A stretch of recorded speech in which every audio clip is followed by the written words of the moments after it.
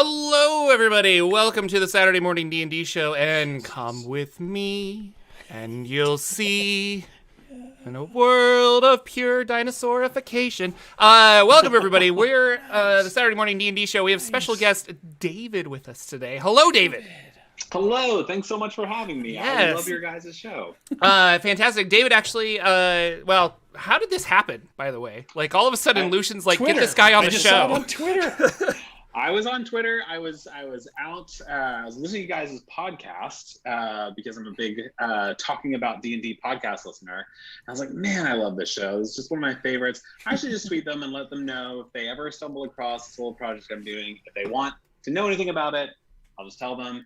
And so I tweeted at you guys. And then, like, as I'm listening to the podcast, they're like, there's also this, like, prehistoric thing. We just start talking about it. Okay, this is meant to be. That's awesome. Very then cool. I slid into your DMs, and here we are. Yeah, and here we are. This is awesome. So, some people in the chat were asking, like, well, what kind of a show is this? I was like, well, we have our regular shows, and then when we have a guest show, we usually talk with our guest. So, That's nice. So we're not going to cover a lot of news today. Not that there was a ton to talk about, but we're gonna talk about a Plangia, which is the prehistoric 5e setting for Dungeons & Dragons that you are currently kickstarting with Atlas Games, which is really cool. Successfully kickstarting. Yes, it is very successful. But I always like to start these conversations with, obviously you're a fan of role-playing games and Dungeons & Dragons, but how did you get into D&D? Was this a child thing? Or Origin story. Origin story. Origin story. Here we go. My origin story is I failed my investigation check to find out about D&D when I was a kid. Happens. I didn't. Well, I knew that it existed, but I was raised really conservative and probably thought that like demons were going to eat my soul if I played it. So I didn't. But I always did things that were like D&D. Like I was obsessed with choose your own adventure books. We had this little like pen and paper game where basically we were playing D&D, but we didn't know it was that or call it that. Where you're like, oh, I'll just draw a maze, and then you try and figure out how to get through it.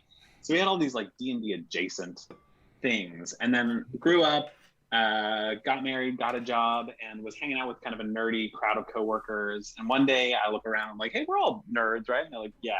It's like, have any of you guys played D&D? And they're like, no. I was like, well, we should get our nerd card and like. That's the only way you get your nerd card. Yeah. Right? Exactly. Awesome. Yeah, this is at the very tail end of 4E. So we played maybe like 1 or 2 4E sessions. And I remember coming up to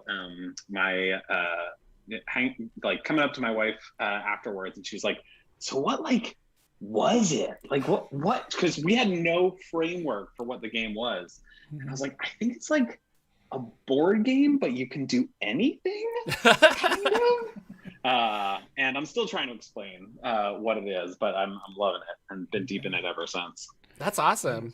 So where did that's interesting that this is not something that you're like, I've been obsessed with D&D for so long. Not that that is a bad thing. That is very much my story too. And I am having a D&D podcast and a YouTube channel. But where did Plangia come from? Like, or Plangia, sorry. Oh, it's all good. You can pronounce it however you want. I have run a bunch of homebrew settings, or kind of like really like homebrew in general. Making that world creation was always my favorite part of the thing. But it didn't really turn into, the start of it was I was getting ready to live full-time in an RV with my family for a year. So it was my wife and my 3 small kids, and we decided to move out of the Washington, D.C. area and journey around the U.S. for a year trying to find a new hometown to raise our kids in. Oh, wow. Yeah, it was a great time. And a lot of the like landscape stuff in Plangia is inspired by that. But I was, so you have to get the RV ready, and it's about a month's worth of work to do to get the rig ready. And while I was doing it, it's a lot of manual labor and waiting for like things to fill and things to drain and all that. So I was listening to podcasts while I did it. I listened to, this was right when Keith Baker launched the Manifest Zone podcast, and his first few episodes are talking about Eberron and the origins of the setting, which is where I first heard about Wizards of the Coast fantasy setting search. Yeah. Where they're basically like, write a setting, send it into us, we'll make it official. I was like, man, that's cool. Yeah, it's one of those double swords where you're like, oh, I'm gonna write this for you, and then they get it, kind of a thing. It's a weird contest, but I loved the idea of it. Like, start with a sentence, I think, and then they keep going from there. But go ahead. Sorry. No, you're exactly right. That's what caught me about it too, because they were like, you have to write a page description and you have to answer these questions, like who are the heroes, who are the villains, what makes it different. And then you do a page, and then you do 10 pages, and then you do 100 pages, and then we publish it if you're the winner. So I was like, this is great. I wish I could have done this. Let me just do it myself now. Let me enter this contest just for myself. And so I wrote down a bunch of ideas, and my benchmark was always Eberron. Like, it needed to be as big of a tent for stories as Eberron, and like have as much potential. So it couldn't be anything too narrow, but still had to be like, I was like, all right, Eberron's just like pulp, and you kind of just know what that is and are ready to go. I was thinking about different options, and then it was like, has there been a Stone Age setting? And I know about some now, but back then it was just like, I think this might be new ground. And so I started playing with it. And then, and then a lot more things happened, and now we're on Kickstarter. That's awesome. And yeah, so for those joining it, Plangia is a prehistoric D&D setting. There's magic and what have you, but it is very like, well, I don't know. Give us the pitch for it then. That'd be great. Yeah. The pitch for it is that it embraces everything that is in D&D. So all the classes, all the races, all the background, like all the monsters. A lot of people approach prehistory by taking stuff out, right? You can't have this, you can't have this, you can't talk, you can only use sticks. And we kind of went the other way. We're like, what if this is stone punk? What if it's just as like primal and raw as we can get with versions of all of these tropes, right? So like, what if Dragonborn just stopped being dragons and just started being Dragonborn now? What if, instead of tieflings that are like marked sometime in the past, or at least like distant descendants, like a fiend touched you and now you are like a tiefling, right? What if you just kind of have to carve survival from the world and you're not at the top of the food chain? So different origin stories in a way, but still that class is still there, or that race and things like that. The class is there, the race is there. And like, for example, I think elves and dwarves are probably the best example of this. The goal was always like, how can we keep what's coolest and truest about the thing? We don't want to like reverse it, right? We don't want to make all the elves these hulking brutes. We want elves to feel like elves, but like primal. So looking at the Feywild connection, there's like, we made a Feywild equivalent called the Dream World of Nod. And elves are from there. And actually this on my screen here is an elf. Elves are like translucent kind of, and dream-like. They're like half dream. And dwarves, this is a dwarf right here, they're half stone. Like the dwarves just crawled up out of the earth. So it's all this stuff where it's like, yeah, a dwarf, that makes sense. And they like have like stone like breaking off their bodies. So everything is like that. It's all just like, what if you take this and rewind the clock and look at what's like coolest and rawest about the thing, and it just played then. You're playing it when it started, which I think is the key. It's like, you're there when these start to crawl out of the ground, or these start to come over from another plane, or the demons actually touch something, or this is where magic's created, or this is how. So you're almost like a starting. There's nothing before. There's only forward. That's nobody's really done that I can think of, where you're starting at the origin of everything. Well, it's so funny listening to all the Fizzbands talk. I don't have my copy yet, but they have this whole thing about the first world when there were dragons and giants. And it's like, welcome to Plangia. Like, there's dragons and giants fighting right now, and you're a human with some fur on, and you're just pulling yourself out of wherever. Yeah, exactly. That's actually really cool. I like. Boy, that. I love the idea of. One of my favorite pillars of the game is exploration, because not knowing what's on the other side of that mountain is awesome. But boy, for a setting like this, it would be really cool, because it is like you see this weird, like, kind of rocky creature literally burrowing up out of the ground. He looks a little scared because he doesn't know who you are. And then you have to be like, oh yeah, that's my character. Hi, my name's Jim. I'm a dwarf. Like, exactly. I'm made of rocks. My name's Kolg. Like, I know, it's funny. Yeah, that's exactly it. And like, so that's kind of cool. And like, I love traditional fantasy, but I think a setting like this and a lot of just new settings in general. And I'm obviously a big advocate of campaign settings in general. Like, I think it's really fun to have a new twist on a lot of things. Is the typical player who grew up playing in the realms or something like that now does not have a framework for how things should work. And that can be kind of like, well, I don't know if I like this because it's different. But if they give it a shot, it can be really cool because you're like, oh, wow, it can be different, so. Yeah, exactly. And it's important to not, well, I shouldn't say it's important. For me, for this, it's important to not have everything just be like completely weird, although weird fantasy is great. And like, it can be fun to be like, I have no idea what's going to happen moment to moment. But I feel like for, you want that sense of like, the world is knowable, you just don't know it yet. And you got to kind of go out there and find it. And so using a lot of tropes, but making them fresh, like, the quest for fire is a really big one. I thought a lot about. Fire exists in the setting. Like, everyone has fire. It's not hard to get fire. There's tons of fire spells. But like that story that we keep telling of like lightning struck that tree and we got it and we harnessed it. Like, that's a story about magic, really. Yeah. And like, that's a very wizardly story. So like the setting's all about like grabbing those feelings and making adventures out of them. Yeah. You're at the beginning of. There might not even be civilizations, or there might not have been ones that you were there, or you might not know about them yet. Maybe the world is just as new, as raw, you know, as you want it to be as a dungeon master. Do you want to set it there where there was nothing before, or was there stuff before but nobody knew about it? Kind of like the Ninth World for Monty Cook kind of sets their world in. There's stuff there, but people barely knew about it, and they're just now digging it up, and they're just now realizing that there were other things before them. But you don't have to do it. You could say, hey, I'm right there when the planet formed, and we're just a few years after that, and all this stuff is happening. It's kind of crazy, and so you could really take it a lot of directions. That's totally true. The setting has a really fun relationship with time, where basically you can't know how old things are. There's no way of knowing how long the world has been here. There's no like long-term time reckoning, no written records.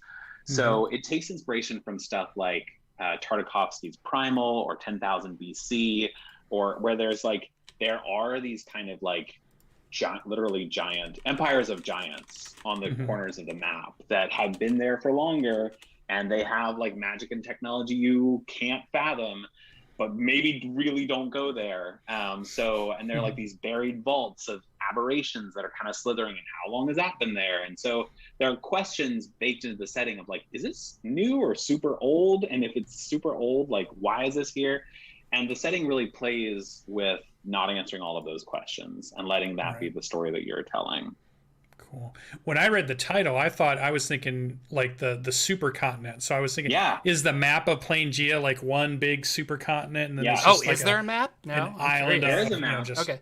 I don't, because I think it was one of those it could go either way, is what I'm saying. Yeah. Like, you could be like, we have no idea. There's no cartographers. We don't understand how mountains work, or like you have a world map or something. But I think what I would do as a DM is not show my players the map. And I would probably, if I'm playing with people who have played before, like, I would turn it or change it for myself. But the idea is that it's the Pangaea or Plangia, whatever, of the planes. So the planes of reality haven't separated yet. And you can literally walk from the plane of fire through the material plane to the Feywild. You have like 5 foot, you can travel across all realities. And I like to call the setting pre-apocalyptic, because again, like, one of the basic assumptions is this all ends at some point. Why do the planes break apart? Is it something you did? Is that your level 20? Like, we'll find out.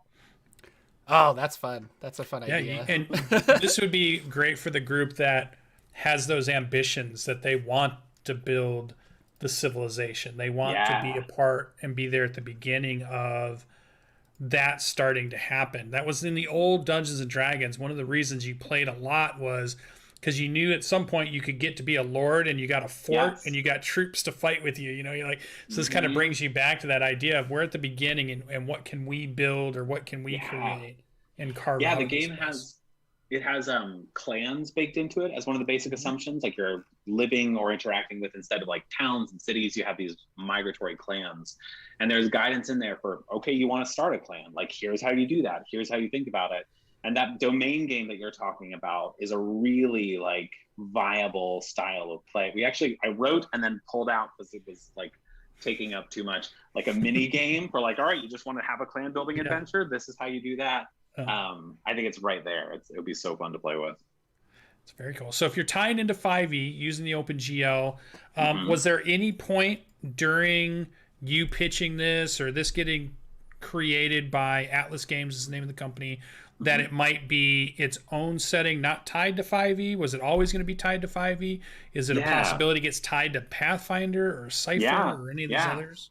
So I'm a 5e DM. I'm really a 5e kid in my heart, and I wrote it for 5e because that's what I know best and understand best. And also, like, I really like the assumptions of 5e, the flexibility, the modularity, the feeling of like it's really simple to get in and start playing. So this is really a 5e native system, but I was kind of stuck on it for a while. It wasn't really working for me, like as a setting, until I started listening. This whole thing owes its existence to podcasts, to the Appendix N Book Club podcast. Very good podcast. Yeah, so good, right? Oh yeah, Jordan, you'll love this. So this has OSR like DNA baked into it. Like the setting didn't make sense until I started. Yeah, exactly. Until I started to like get my head around sword and sorcery as a genre, and this is a very sword and sorcery setting. It's got all of that where like magic is threatening, civilization is bad, like you have like low personal stakes, you're just trying to, like, all of that stuff is kind of in there. So I would love to see, and I've talked, actually, there's no plans for it, but I've talked to people about an OSR translation, or I think it would be great for Pathfinder. Finn Prindle, who's on our story team, who did a ton of the mechanical balance, is a huge PF2E fan. So he would love to like put it over into that world. So the book is like 350 pages, and it's mostly story dinosaurs. Hooks. Oh, it better be like 300 pages of dinosaurs, and then like I want my money back. I got 280 dinosaurs. I was promised 300. It has some crude drawings of like adventures, and then the rest is all it's all cave paintings. Exactly. No, but it's a ton of story, not like lore that you have to read and memorize, but like, what if this? How about this? Try this. So it'd be very easy to put into another system. Just for a dungeon master to read and say, oh, like, I want to go explore volcanoes. Here's like, oh, this is great. And then it's a tool. Exactly. Here's the volcanoes. Here's the gods that rule there. Here's why they're a problem. Here are the people who hate them. Like, all of that stuff is right there. This would be a really fun old school essentials setting, I think. Yeah, right? I have actually I have a draft for a funnel adventure called Death of the Lizard God, where a bunch of people are fed up with their terrible god, and these are like level 0 nothings, and they storm where the god lives and go try and kill him. Yes. Sounds like whoever survives. Sounds like a well, I know. Yeah, you should definitely hold on to that. And if you need me to run you a Dungeon Crawl Classics game at some point, yes. because Goodman Games is also very open with their stuff. So if you have a fun thing, they're like, okay, yeah, you can borrow our rules and make a setting. So it'd be really cool. It's so fun. I love it. It'd be amazing.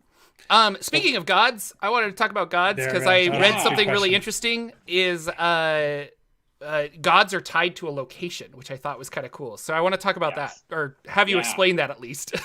Oh my gosh, this is honestly like people explain yourself. People talk about the dinosaurs in this, and I'm like, yeah, they're cool, but can we please talk about the gods? Because this setting is before there are great universal gods of abstract concepts. So you don't have the god of fire or night or the sun. What you have is proto-gods. You have the first beings who are amassing enough divine magic to begin to sort of like rise up into godhood. So a god isn't the god of war, or the god of love. It's that bear over there on the hill who's lived there for so long and survived so much that we've started to worship him, and now he can do magic, and that's terrifying. And we got the bear started talking, and all of a sudden the bear started talking. Exactly, right. It was originally inspired by like stuff like Clan of the Cave Bear and a story by H.G. Wells called Story of the Stone Age. But it's this feeling of like the line between animal and god and like mortal and immortal is a lot fuzzier than we kind of think of it as. And so the idea is that any creature or object or place or phenomenon, basically anything except a humanoid, can accrue godhood. And why not humanoids? Also a good question. Also something to explore in your setting, in your adventure. But so this thing becomes a god, and then once it achieves godhood, whatever that looks like, it locks into that place, and it basically occupies a lair called a hallow. And the gods cannot leave the lair because that's where the magic, the divine magic, comes through the land and through the water. And so they need mortals to worship them and also to carry out their divine will. So gods take on the role of nobles or kingdoms in other settings. They're geographical, they're fixed, they have agendas, and they need you to go out and kill the god in the next hollow, drag back his bones so that god can eat those bones and become more powerful and take on twice as much land. And this becomes really interesting for clerics, which are called shamans in the setting, because as you're moving through the land, and this is all sort of like a conversation with your DM, but do you switch domains when you go to a new gods area, or are you like bringing the power with you somehow? What does it look like to have this like patchwork network quilt of gods surrounding the land that you as a mortal have a pretty good shot at like meaningfully helping or harming? Yeah, that's really cool. Like I instantly I was just thinking that if you're in the hollow of your god as a shaman or a cleric, you probably have like your powers turned to an 11. But getting an enemy to follow you in there is going to be really hard. So then you're like, it's almost like a pilgrimage back. You're like, okay, I need some magic, and you like hold it somehow, and then you go back out. Oh, I'm out of magic. We got to go back. Exactly. Got to recharge. And that is a long rest in D&D 5e, but it could be like a very much like a I don't know, like a new like ammo, like you have to track, inventory of magic. So totally. Oh man, I would love that. That'd be so cool. Kind of reminds me too. There was a setting of books that talked about, written by anthropologists that were looking at ancient indigenous tribes throughout the Americas. So they wrote a book about the Great Lakes group of tribes at a certain time that was like, and we're talking way before, any of the colonization or anything. It was like nearly just out of prehistoric, but not much. And they often talked about, the spirits of animals and the spirits or gaining power and becoming powerful enough that they were worshipped or could be worshipped and that kind of you could really dive into a setting like that. Those books are really great to set some of that stuff up too, how each tribe had their own animal they associated with, and sure, they were battling over, we want more land or we want this resource, and it would make our tribe stronger if we had that, so that's why we're going to do that. And you have an actual powerful spirit growing into a god, proto-god, I like the word you use there, that's kind of saying, I need that resource, or I need that thing. Or imagine you're like going around with the icons, you have the bones of these certain creatures, that's how your power derives. So everything you have is, made of wolf bones or whatever, because you guys worship the wolf gods and, the pack and all that stuff. So that's very interesting. So you didn't have to create a pantheon necessarily, but you give a framework of, here's how these things start to become a pantheon. Eventually, there will be thousands of years, hundreds of years, whatever, you'll have your god of justice, your god of whatever ends up turning it into. But right and now they're just primal. Just became a god, maybe Bahamut or Tiamat. Like I don't know, maybe yes. Maybe Tiamat loses that match, and then it loses it to Bob the dragon, and it becomes Bob the dragon. Yes. Oh my gosh, and then there's a really cool thing too, where like clans have to stay moving in order to survive. Their gods stay put. And in the map, there's like easier to find a good god in the north, easier to find an evil god in the south, and evil gods are fiends and good gods are celestial, and there's a whole thing. And so if you've got a tribe that's like aligned with a good god, but hey, winter's coming, we got to go south. Now you're in the territory of like a fiend who's like, worship me and do what I say, and you got to negotiate that. It's a lot of fun. Those books talked a lot about the interaction between tribes that stayed put and tribes that roamed. And how they interacted, and how, good interactions, bad interactions, different wars that would happen when they would come together for festivals or stuff. And they really it was a really cool idea. And this now just starts making me think I want to run that kind of style game. But Yeah. I want to like bring a Forgotten Realms character who knows everything about Forgotten Realms. Yep. But they're teleported here. You know, Yes. you're like, where are we? What just happened? Why did our portal go wrong? I thought we were going to Silvery Moon or something. And they're like, now we're here. Yeah, there's a part in the book that's like, so how do you run this as a one-shot? And it's like, well, they go through a portal, they're on a vision quest, like, you know, maybe it's a one-time thing where they get hurled back in time and they got to escape, or maybe it's a permanent thing and they can now just link to the past whenever they want to, and how does that affect the game? Like, there's a lot of fun ways to play with that, for sure. And on the page, I just love the artwork of Mini Arms, the moody god of the clever ape clan. I mean, that just explains everything you were just talking about. Yeah. Awesome. So there's 3 big clans, the Bear Clan, Ape Clan, and Lion Clan. And all of those are really built out to be sort of your like starting zone kingdoms kind of, and like lots of culture stuff, lots of quest hooks. And then from there, it's like, yeah, and any other god you want. We have like a little god workshop where here's how you make your own god, and just trying to make it easy to have adventures. Yeah. So how do adventures happen? Is the idea that you're all part of the same tribe? Is there the equivalent of a king has gathered a task force to go send you out into the woods or something? Like what kind of adventures are you hoping people run with this? It's a great question. So my answer is like, how does an adventure start in the Forgotten Realms? Like any way you want. Yeah, but I know this one. In a tavern. In a tavern. So the tavern, actually, there's a table in the book. No, you're right. There's the Kickstarter has like a first look thing which you can download. One of the things on there that will also be in the book is a like medieval to fantasy trope conversion table, where it's like, this thing, what does that look like in fantasy? To help you tell those stories. And the tavern is like the clan fire. It's this big bonfire in the center of a settlement, right? Of an encampment. So start at the clan fire. But there's 3 themes in the setting, which are kinetic action, think Mad Max with mammoths, primordial horror, you have no name for that thing that just moved past you in the dark, and mystic wonder, which is I have no words for the god that I'm seeing in front of me right now. And so I think the best adventures are going to be in the same way that you think of Eberron as being like a pulp or a war or kind of a, not steampunk, but like, you know, that thing that isn't magic punk or whatever it is. Like, yeah, exactly. Yeah. I think for Plangia, it feels like there's like the hunt, right? It's a classic adventure structure. Go out and get that thing.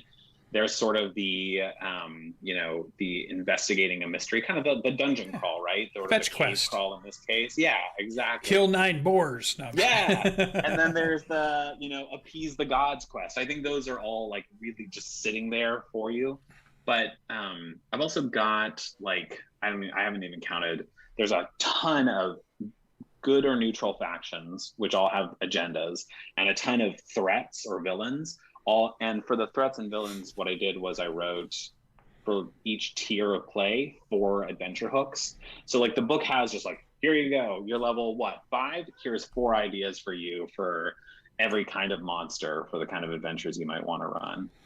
Yeah, how do the races come together in a world that's starting out? Because if I'm part of the ape tribe and we love worshiping the moody god of the clever ape clan, yeah, is it a clan of dwarves and humans and elves and stuff, or is it a clan of just one of those, just tieflings, or is it a clan of just...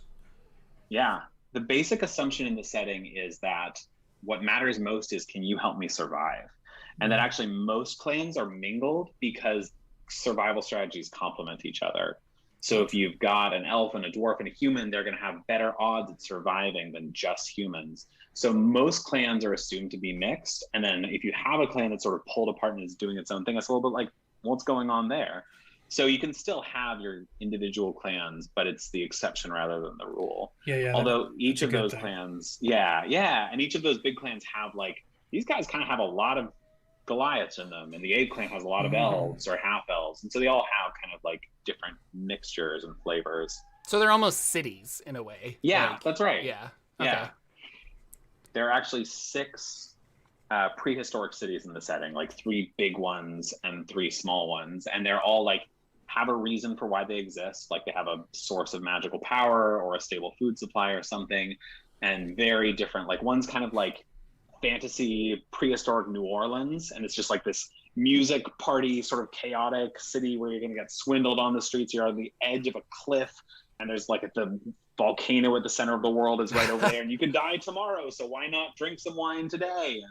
And then there's the one that's like the holy city where like 12 gods are like inside of the city, all of their powers overlapping and competing against each other. So it's all there. We just want to make it easy to have any kind of adventure. You have lots of starting places if you need to.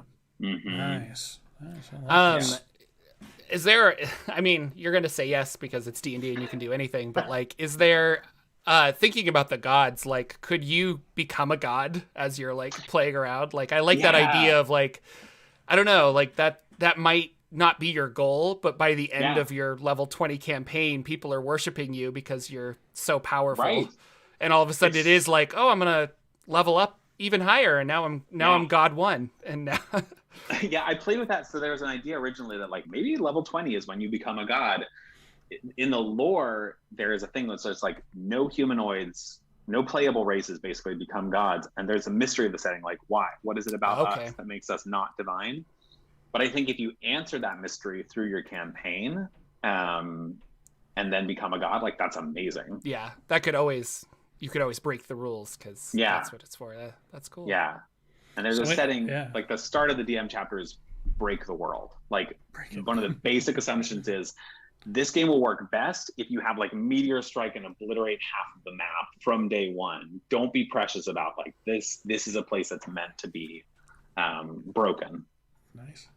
So any good campaign book's always going to have something that players may want, because you always want to sell books to not just dungeon masters, but also players, because that just makes total economical sense. There must be something in here for players that they are going to really latch onto. I'm seeing some stuff here that has me interested.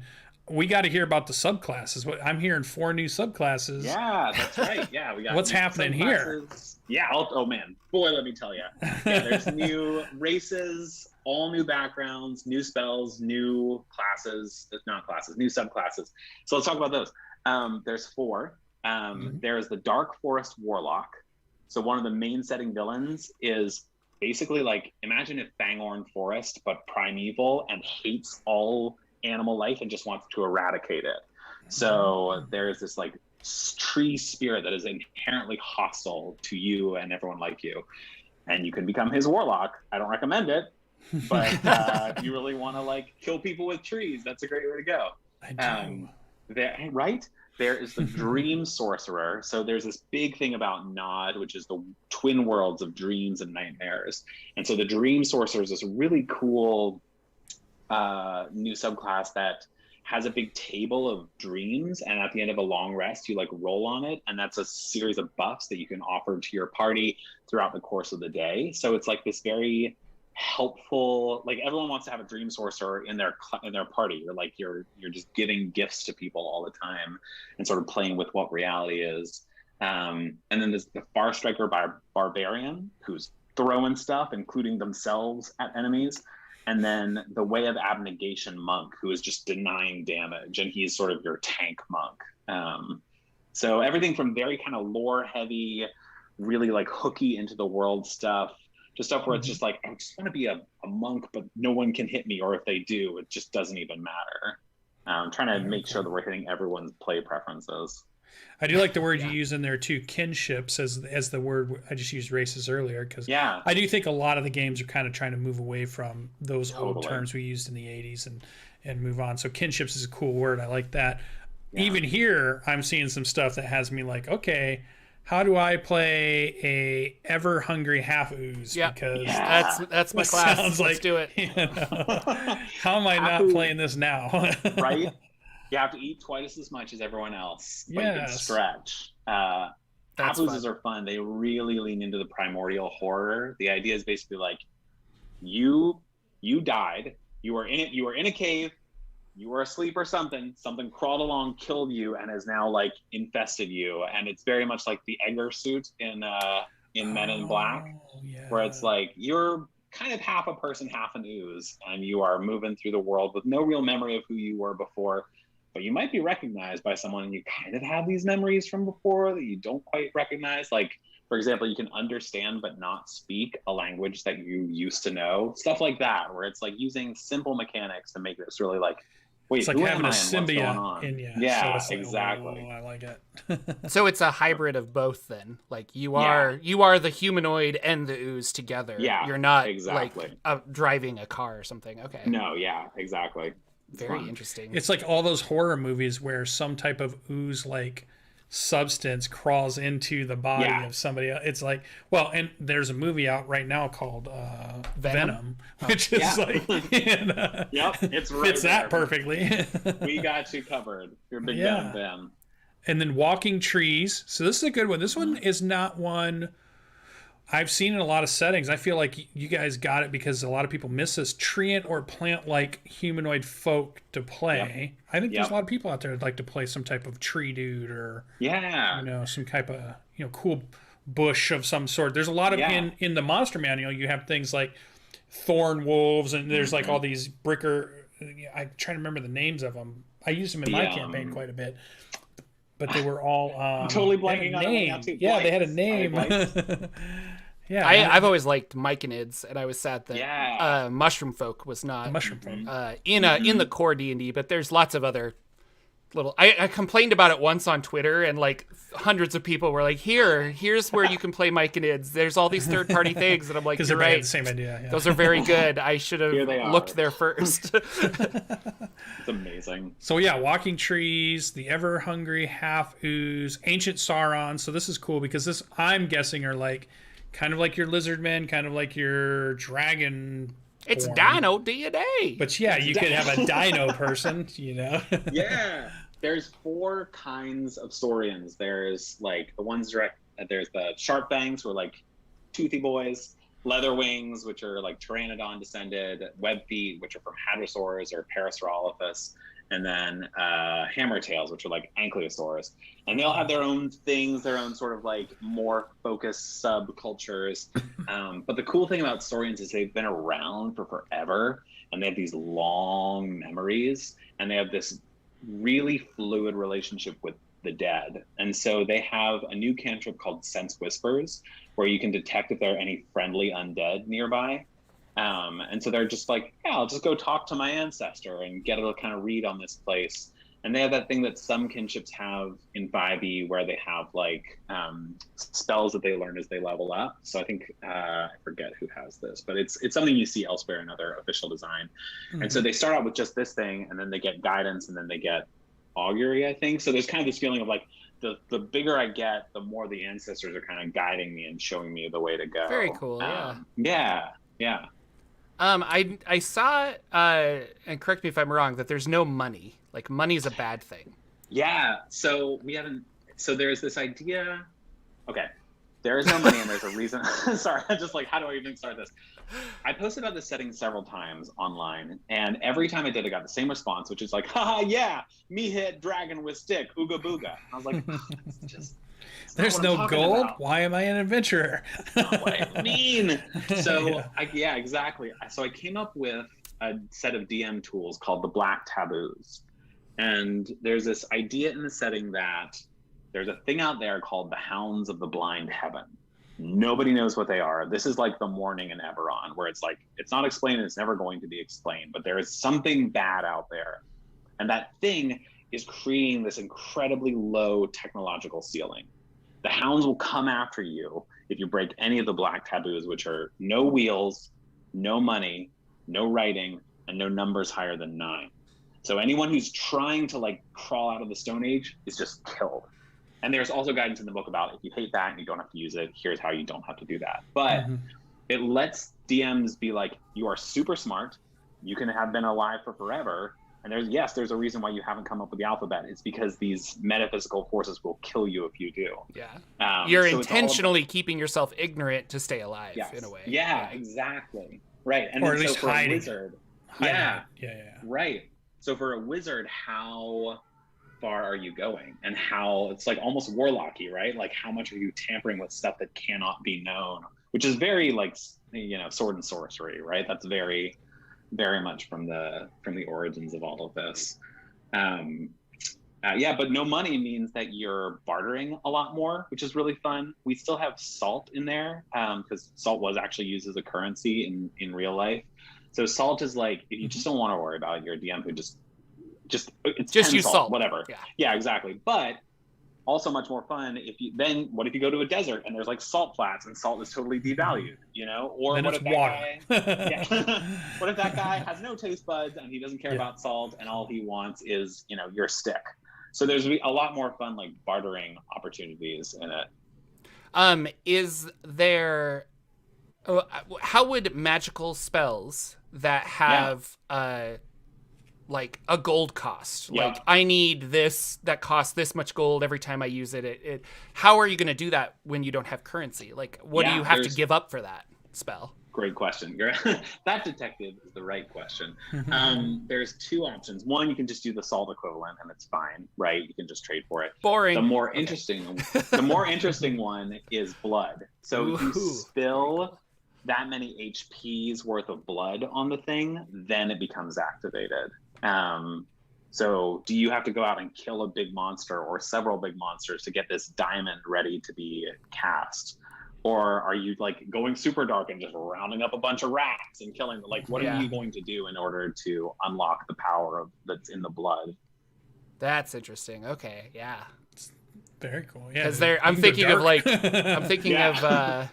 that might explain ritual reasons magic to have stuff, those kinds of rituals out there. Yeah. Somebody is willing to try to grab that power and they're willing to have other like in order for me to cast Magic Jar, I'm gonna have to get 1,000 rats in here to all Yes. die with their 1 hit point, so that I Right. could siphon their energy into. Yeah, that's really cool. Exactly. Very What cool. about And the the name second- spells? Are you going to change the name spells, or you just kind of hand wave that? No, I mean we do what OGL does, which is we just take out the names. And there's a thing in there that says like, this is before those people.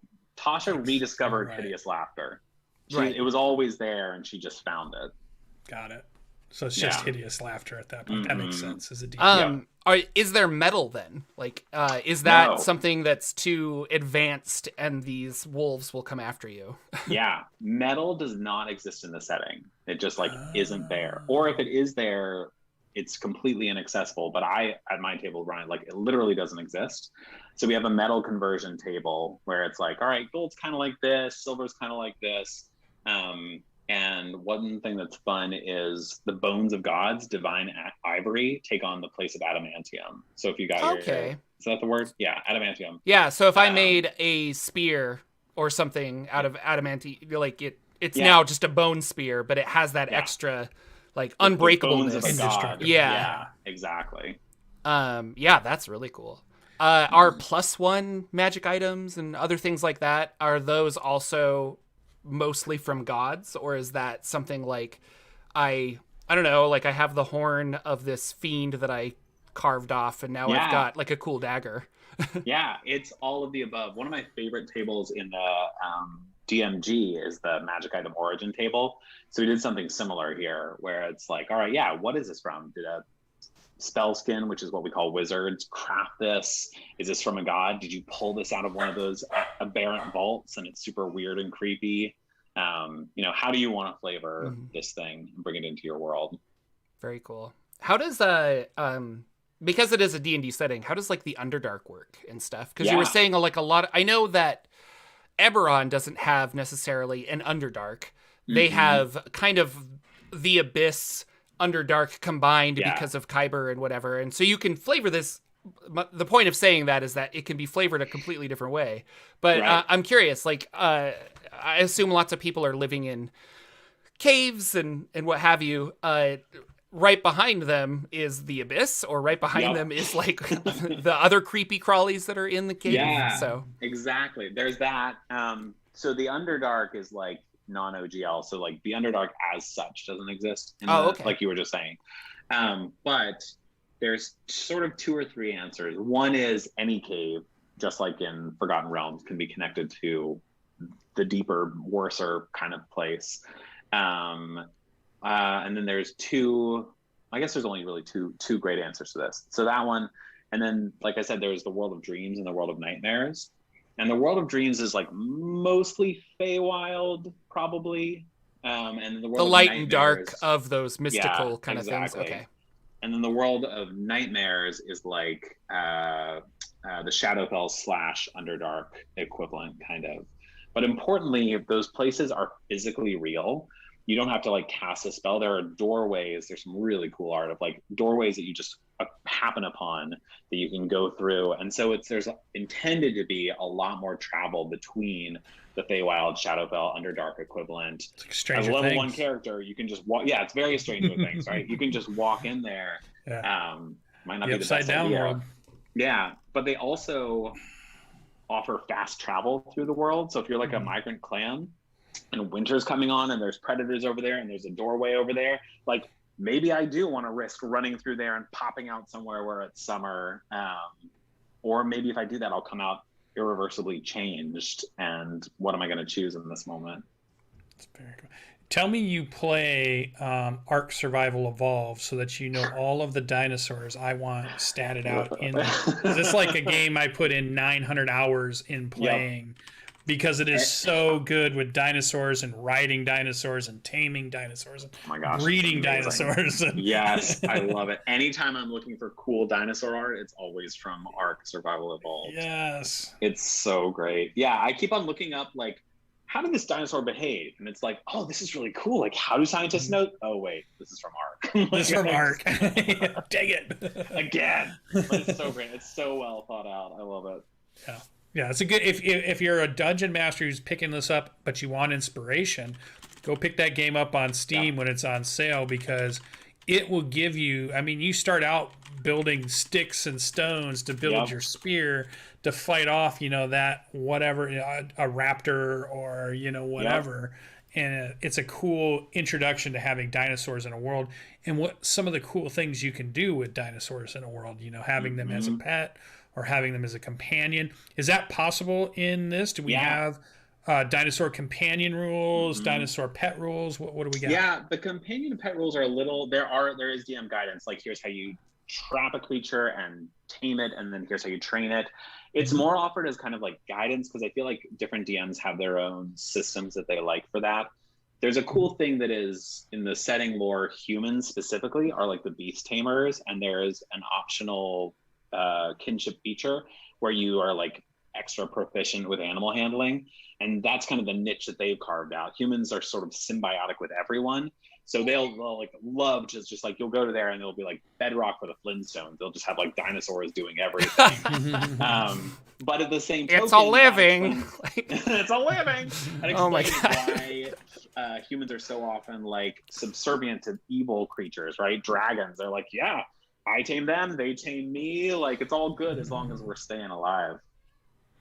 That's very I think cool. also I'd recommend Dawn of Man on Steam if you want to play, like, learn what a hunter-gatherer clan is like. That's a great game.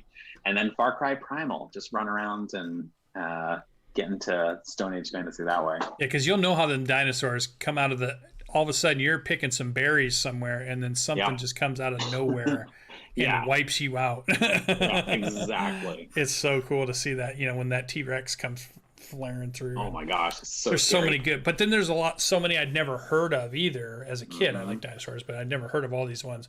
And you go to Ark and they have hundreds of these things that you can, you know. One really cool thing is we're actually partnering with a paleontologist, Trevor S. Ball. Cool. So he designed 11 or 12 dinosaurs or prehistoric reptiles for the setting, based on the most current research on this. So he's cool. Oh, you want a T-Rex? Cutting edge Here's how they stuff. really acted. So you're playing against the most realistic possible versions of these dinosaurs. He also is like, the CR for dinosaurs is a joke in 5e. These things are so much scarier than we make them. That's awesome. They should be killer. That should be awesome. Yeah. I love it. I love it. I think my new favorite monster is the woolly unicorn. Looking at looking at the table of contents that you shared with us. I'm assuming talk about you've the ran Kickstarter piece of it. Like what else comes with the Kickstarter? Because we talked about the book, but when I'm looking at your guys' page, there's so much other stuff going on here. Absolutely. Talk about what the whole project as a whole you're getting if you're going to jump into this, you know, some of the things that are available. Totally. Yeah, I would love to. So Atlas, I mean, they're pros. They've been around for forever, so they like really know how to put a good campaign together. So there's the base book, which is the Star Shaman Song of Plangia. There's a deluxe version, which I cannot wait to show the art for that. There's like a 4 placement only kind of like thing on there, but that book's gonna be so cool looking. There are at this point 2 soundtracks unlocked. There's the sort of kinetic action on the hunt soundtrack and the I forget what we titled them, but there's basically an action soundtrack, a horror soundtrack, and then we hope to unlock this wonder soundtrack. And one thing that just like, I can't believe how cool this is there's a Plangia theme song that has a different version on each of those. So there's like the action version and the horror version and the wonder version. It's so cool. There's a DM screen with just jaw-dropping art on it. A starting adventure called In the Lair of the Night Thing.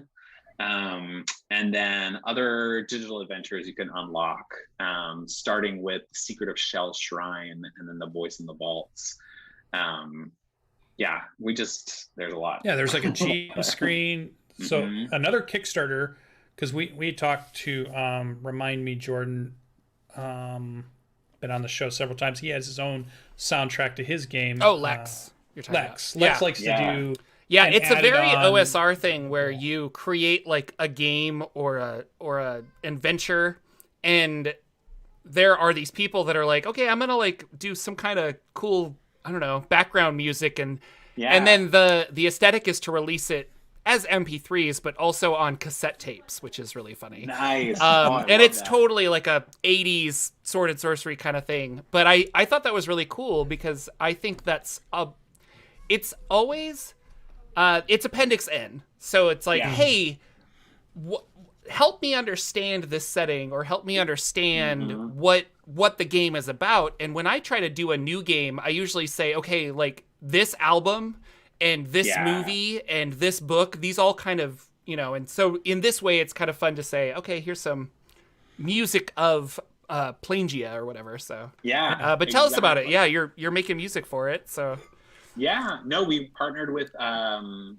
awesome group. Atlas like really handled that, so I but it's fun. Into it is it music that inspired it, or is it music to play at the table with you, kind of music to play at the table? Very and there's cool. also like ambient noises as well. Oh, and fun. I think there's going to be tracks where it has them separated and tracks where they're together, so should be a lot of tools at the table if you've got a soundboard or like mixing that stuff. Go ahead, Lucian. Sorry. There's I have lots 12 of days left. There's 12 days left, so people still can get in on this. You guys have hit the extra soundtrack through the dark because you hit 2,000 last night. When I looked at your website last night, I was like, you were just getting to the 2,000. I'm like, I hope they make it. I hope they make it. So now we're shooting for the 2250. We want to hopefully unlock Echoes of Plangia #2 if some of you are out there looking to help support. I know I'll be adding my Back This Project button as we get done with the show here. So you'll get at least one more today. But they're still on the horizon, possibly Deluxe Edition upgrade, the extra soundtrack for In Sacred Places. And if we get past those, they even have some more that they haven't listed but are probably ready to go. Yeah. Very professionally, Atlas Games is rocking it as far as the look of the Kickstarter page. Looks very super professional to me, and I think this is they're a game company. They've been doing this, and we actually were talking before we started that you were saying they made lots of 3rd edition content back in the day, but this is their first foray into 5e. I'm gonna go look for it. So. It's called Penumbra. I actually don't know a ton about it, but apparently they made a ton of it. That's cool. Go look it up. Before we go, the adventure that is tied to this, what's the hook for that? Like, what's the adventure that you've written for this setting? So In the Lair of the Night Thing is really meant to be, it's a 1st through 3rd level adventure. It's a hunt is what it is. You start off at the clan fire of the Two Axe clan, and their leader is in mourning because her daughter has been injured and her son has been killed by this beast that comes at night and attacks the camp. And last night the beast was injured, but because she's in mourning, she can't go out and hunt it herself. She needs somebody, who could she possibly find to go out on the trail of this thing and follow its black tarry blood back to the place where it is recovering. Along the way, you're going to run into prehistoric creatures, friends, maybe, foes, definitely, and be presented with a little bit of a dungeon crawl, a little bit of a hunt, and maybe even a moral quandary along the way. That's awesome. And you said levels 1 to 3 kind of go through? Yeah, that's cool. Exactly. There's a super neat thing in it where I don't want to spoil it, but it has these clues that hook into all of the big threats in the setting.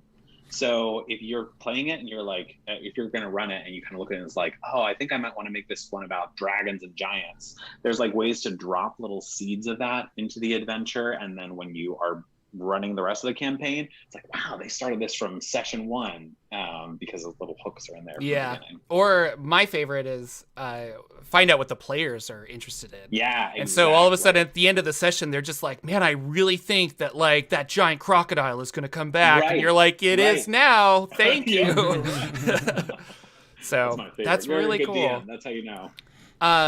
This is amazing. I am so jazzed for this after talking with you and just going over the setting. I think I definitely would love to play, but like run something like this because it's so it's that familiarity where it's the same but it's very different. You know, it's like a new shiny coat of paint on your car. Maybe that's a bad analogy, but like this is really cool. And it's a way to surprise your players because I like that too. They'll think they know stuff, but you have plenty of opportunity to say, oh, you thought you knew how elves were. Yeah. But now you find out there's something a little bit different. Or you thought you knew about dwarves. Here's something a little bit different. Or you think you know about dinosaurs because you watched all these TV shows. But now let me show you something because I really researched it myself or I looked into it or I had these ideas.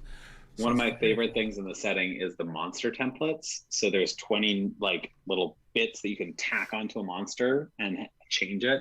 And what I love for that is that Mesozoic weirdness, like the crudes, where everything's kind of mashed up and mingled. And just imagine you're fighting an owlbear and your players are like, okay, it's an owlbear. I got it. And then it opens up a frill that starts rattling. Yes. And you're like, oh! And there's, you're fighting a spiny gelatinous cube, or it's like get to the whatever. Jeep. Get to the Jeep. Exactly. You just add extra things to certain monsters. Is that kind of how? That's fun. Okay. In fact, and now I'm going to change it into a Plangia park that is in the Forgotten Realms, and some rich guy has lost control. Sorry, I like blacked out from awesomeness right there for a second. I don't know. An Eberron adventure. I love it. Yes. That's really cool. That's really funny. Awesome. That's so cool. I also see Justin Alexander is working on this, and he's a really cool person. The head of RPGs at Atlas Games. Yeah. I mean, I'm mostly working with Atlas because it was like an unpaid internship for me with Justin Alexander, who's a legend. But yeah, you got some really cool people on this. So I would say definitely go check it out. People can follow you on Twitter, obviously, but like, what's the best place to go learn about Plangia? Yeah. I'm just going to double check this because I want to make sure it's working. But I think if you go to plangia.com, checking, I think it should kick you to the Kickstarter page. That's going to be a really good place to go. And then later on, you can redirect that to probably an Atlas Games page for more information. So if you are listening to this in the past, which ironically is everybody who's not in our live chat right now, all of you, then go to plangia.com and check it out. And are there secret plans that this is not just a one book campaign setting? Yeah, you have your 12 books of adventures. The hounds will come after me if I tell you how many books I dang could write them hounds. That's true. Dang them hounds. I have many books that I could write in this setting. How many adventures have you been running in here? Like, was this a homebrew kind of, not homebrew, but like, you're obviously the creator, so you must have been playing in or running games, play testing. Yeah. It's funny because I started working on it in the middle of a homebrew sort of Forgotten Realms clone, and my group was loving that. So I was like writing all this stuff, and I couldn't play Plangia at first. What we did is we ran a bunch of Patreon one-shots for the setting for people who are supporting it. And now we have this podcast called The Clan Fire. So now I've started running that crew through. one of the adventures that, if all of this succeeds in the way that I hope, might become a hardback, like 1 through 11 campaign. Oh, someday. very cool. So yeah. So where you have a podcast. People listen to our show as a podcast. Would you like to promote your podcast? It's called The Clanfire. It's very much like a straight ripoff of the Manifest Zone in sort of format. We're just there. We're talking about the setting. We kind of pick a topic and dive deep into it. It's a good time. It's myself, Adam Beckwith, who's our community moderator, Finn Prindle, who is our developer, Dan Gable, who's our writer and monster wrangler, and then Avalon Palmer, who's our story world lore knower. And they're our story team, who have people who joined the setting really early and have helped to shape it and sort of understand it really deeply. We get together, we talk about the setting, and also mix in some live play in there as well. It's a good time. Very fun. Okay, cool. We'll check it out, and I'll be sure to put links in the show notes so you guys can check those out. Awesome. Go to Kickstarter, back this cool thing. Get a cool package, get PDFs. There's a siren because it's I'm siren hitting the button week. now, just so you know. I'm hitting siren. Back this project. You guys are this is in their offices when somebody hits the button. Oh yeah. Well, thank you again, David, so much for coming out. This was really fun. I'm glad you were able to chat with us and talk us through this really cool world. So thanks so much for having me. I genuinely love you guys' show, so I'm just geeking out. I'm flattered, so thank you. We will be back next week with more Saturday morning D&D show. Lucian has sirens, so he's probably going to listen to those sirens for at least 7 days. They're done. Oh, never mind. Okay. Before, like in the last 2 times it happened, the guy who decided to do it was like, "I'm going to run it for 10 minutes to see how this thing works." And they just shut it off. So love it. I'm loving it. $66 just pledged. I'm getting the standard book. Yeah. With PDF because I want the artwork. I want it to sit up on my shelf. Super cool. That's really fun. Awesome. We will be back next week. Thank you again, David, and take care, everybody. Bye. Bye. Thanks. Take care.